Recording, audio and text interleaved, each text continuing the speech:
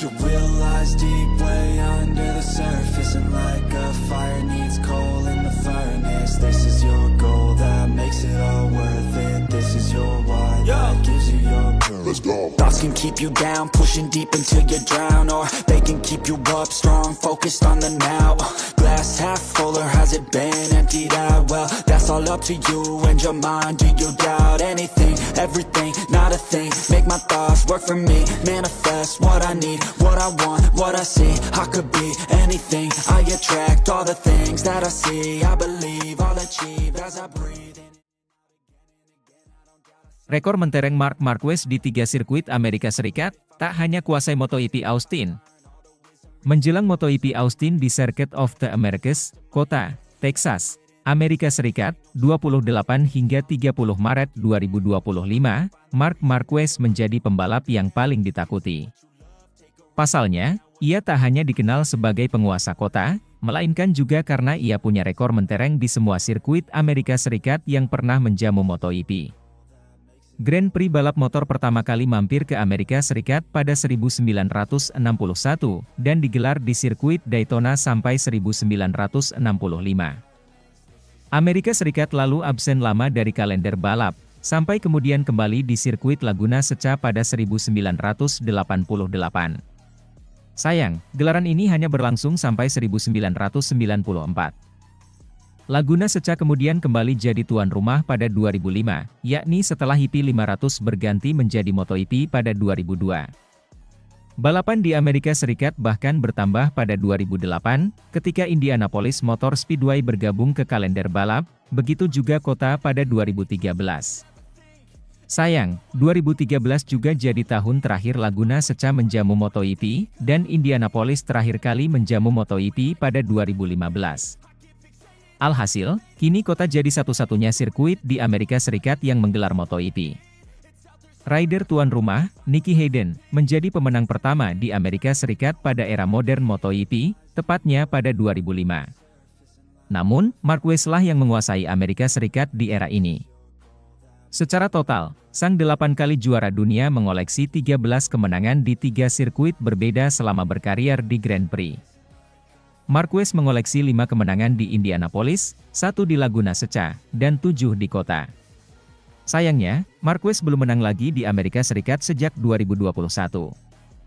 Pasalnya, pada 2022, ia hanya finish ke-6 dalam proses pemulihan cedera lengan, dan absen akibat cedera tangan pada 2023. Pada 2024, ia jatuh saat memimpin. Namun, melihat dominasinya bersama Ducati Lenovo Team di seri Thailand dan Argentina 2025, Marquez pun diprediksi akan kembali berdiri di puncak podium kota, baik dalam balapan sprint maupun Grand Prix. Sementara itu, CEO Ducati sepakat soal Francesco Bagnaia, Pecco harus siap lihat Marc Marquez menang lagi.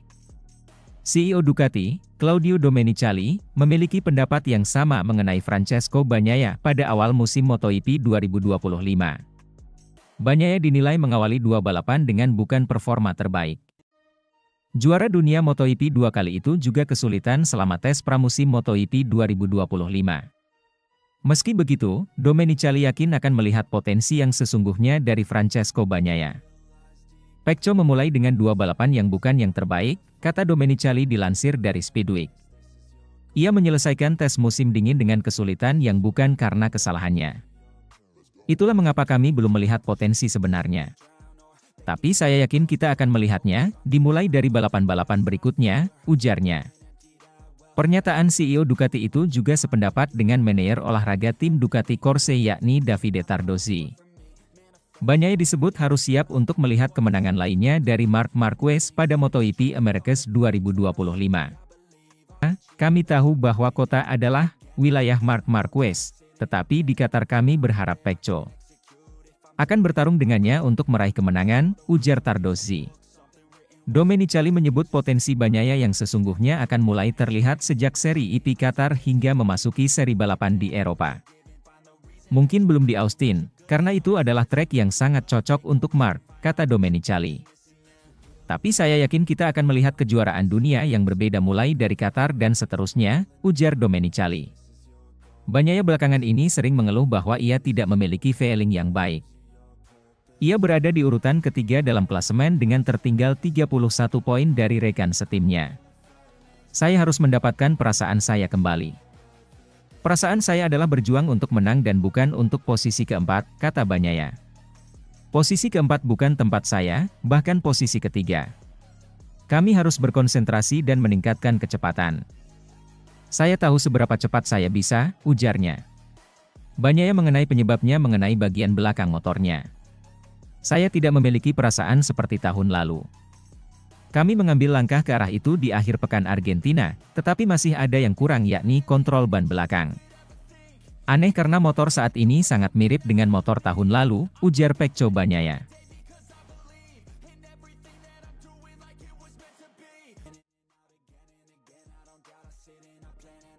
Mantan kepala kru Alien ungkap Francesco Bagnaia tidak akan kalahkan Marc Marquez usai tahu buruknya motor Ducati 2023.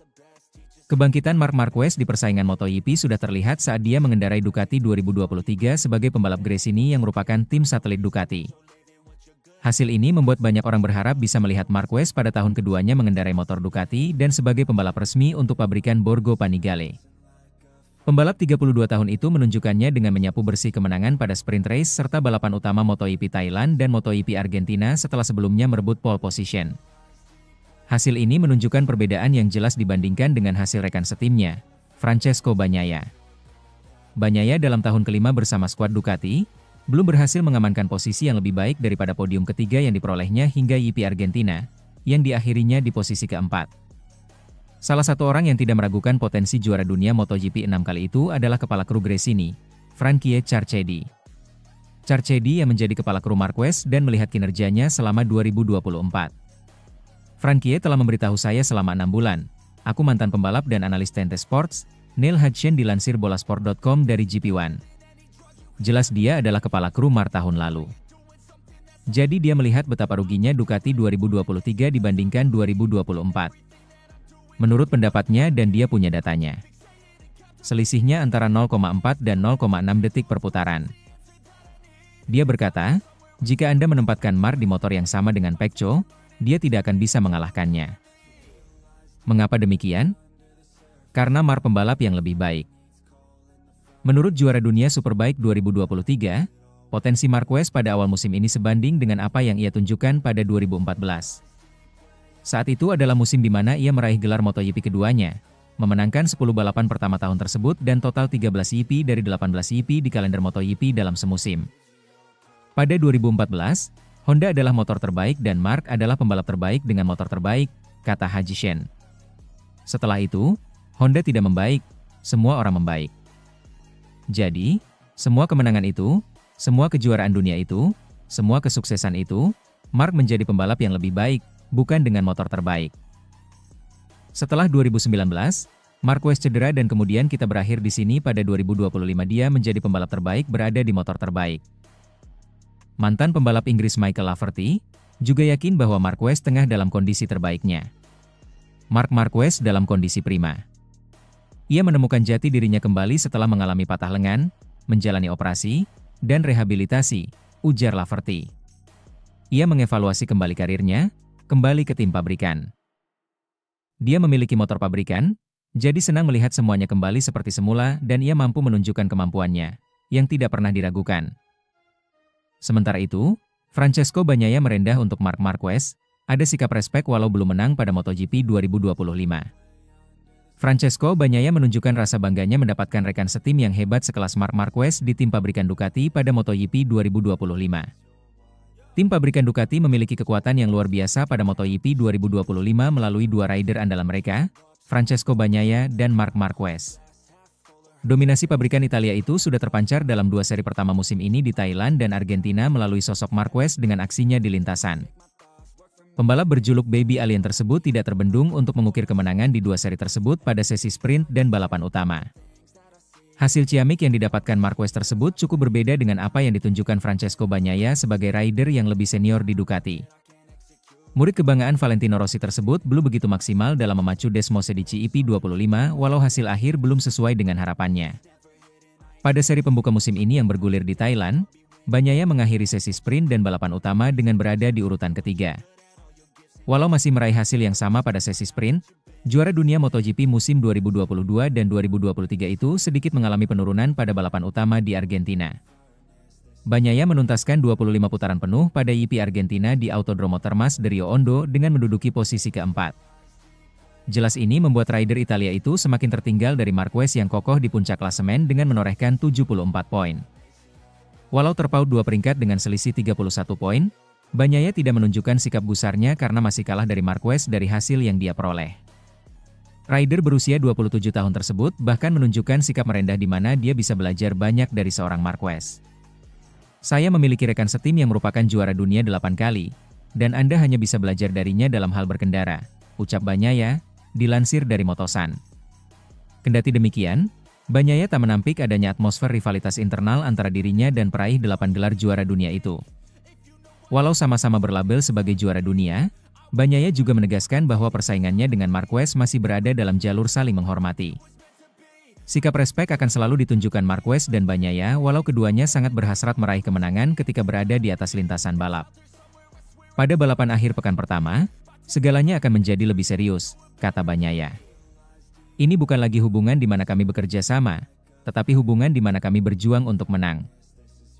Tapi akan selalu ada rasa hormat.